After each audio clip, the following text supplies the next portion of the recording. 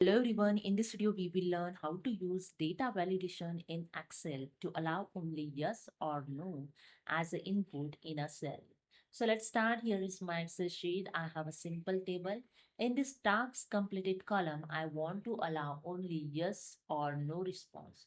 So we will apply the data validation to make sure no other text or values can be entered. So let's start. So simply select the range of cell to apply the data validation for yes or no. So let's start. Go to the data tab. In data tools, click on the data validation option. Just click on this drop down arrow, click on the data validation, and here the one dialog box is open data validation. In settings tab, in validation criteria in allow, select this drop down arrow and select the list. And here in source, just enter the yes and no. So yes, comma, no. Okay.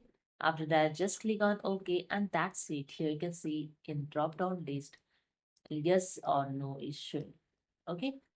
If someone enter here the different word, suppose I enter here maybe and I just press the enter key, the Excel show the error. This value does not match the data validation restrictions defined for this cell. Okay, so this is a way you can use the data validations for yes or no. Okay, so hope you understood. If you like this video, please subscribe. Thank you so much.